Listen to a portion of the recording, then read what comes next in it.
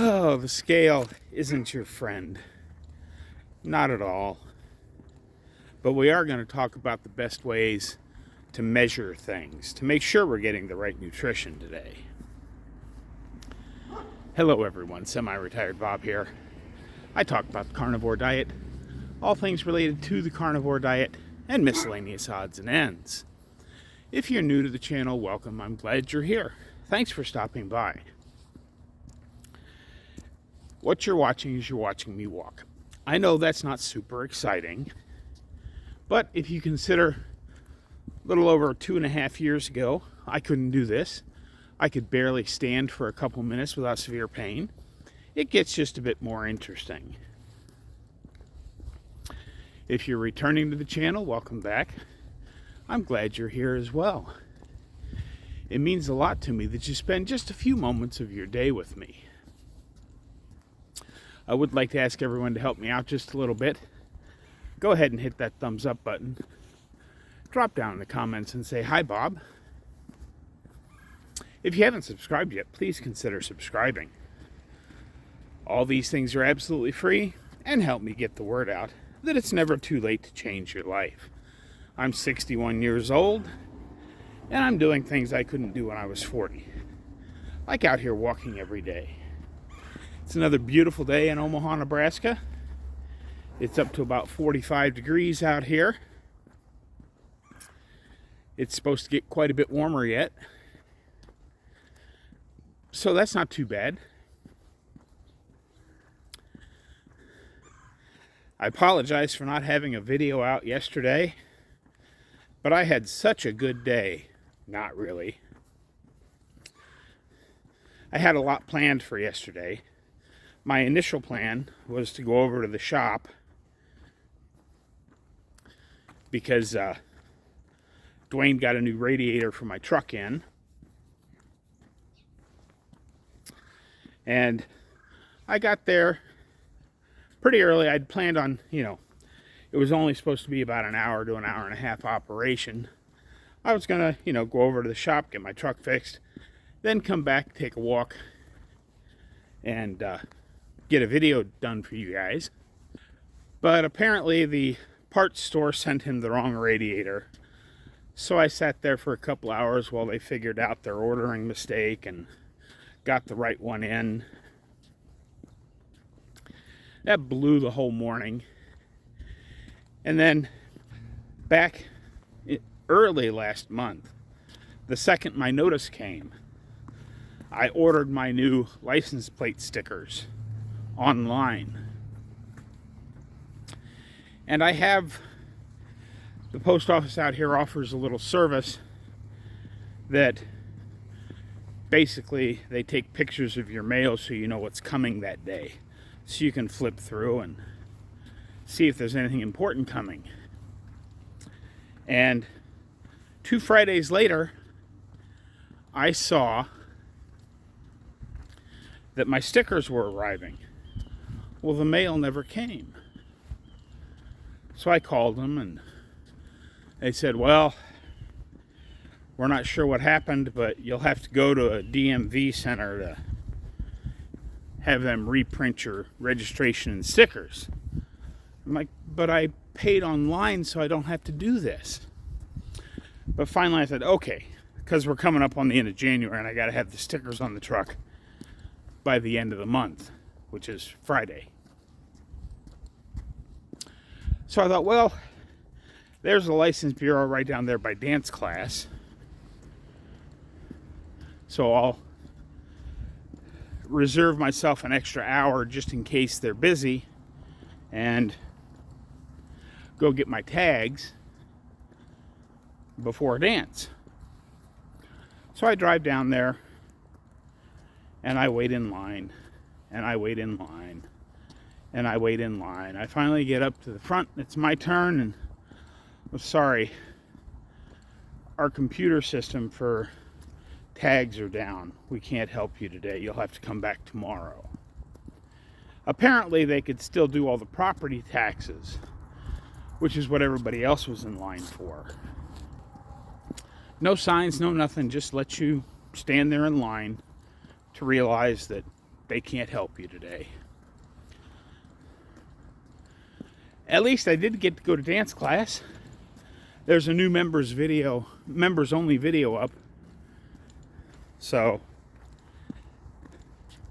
that's good. I at least got that done. So yeah, yesterday was not a great day. But anyway, sorry guys, I've rambled on enough. Let's go ahead and talk about how the scale isn't your friend. There are so many variables that go into the force we exert on the scale that can, through gravity, that can affect how how much fluctuation we have from day to day. Maybe you were out running errands all day yesterday and then were thirsty when you got home from dance class and drank a bunch of water. Well, if you go jump on the scale after having a day where you drank a bunch of water, it's going to be up. But that's not the whole story. We talk a lot on this channel about body composition. Even if you're keeping everything mostly the same, but you're working out, your body composition can change drastically. And you still not lose weight on the scale. Yes, I know a pound of fat and a pound of muscle weigh exactly the same. But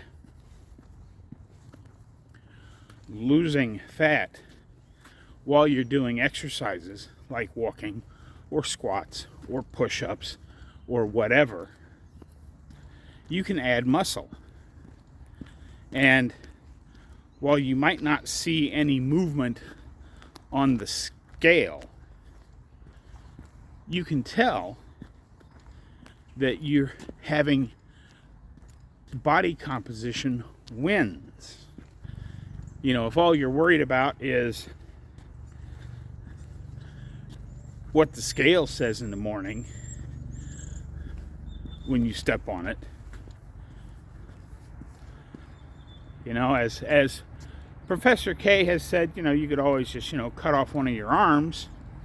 No, now I don't want anybody to creatively edit this and say, oh, Bob said we should all go out and cut off an arm. That's not what I said.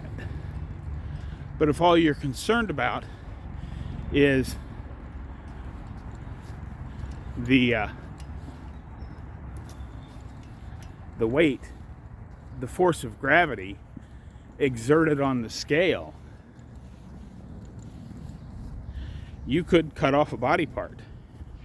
We're talking about fat loss and muscle gain, body recomposition, which is why I always say take measurements. Hopefully you took measurements at the start of World Carnivore Month, and you're going to check them again at the end of World Carnivore Month, which is rapidly coming up. But that's the real way to tell. The scale may not have moved at all. And even if you didn't take measurements, maybe your shirts fit just a little bit looser, or your pants fit just a little bit looser, without even realizing that you'd done it, you tightened your belt to a new notch. That's why the scale isn't your friend. Because there are so many factors in what can go into the force you exert through gravity on a weighing scale. It doesn't tell you the whole story. So just keep that in mind. I know there are a lot of you out there that like to jump on the scale every morning just to see where you're at. And as long as you don't let the fact that, oh, well, yesterday I went up by a pound, as long as you don't let that get to you, then I don't think there's anything wrong with standing on a weighing scale. But don't let it be your only gauge as to whether or not you're achieving fat loss and muscle gain. Muscle gain is easy to tell. You know, the first time I did squats and then pull-ups to my chest with that 47-pound solar generator, one of my power stations, it was hard. You know, the first time I did the pulls with that thing, I think I did about 15 and then 8 or 9 in the second set. And in my squats, I was doing about 20 a set before I started to feel the burn in my legs. This morning, I did 60 squats in the first set and 40 in the second. I did about 35 of the pulls in the first set and 25 in the second.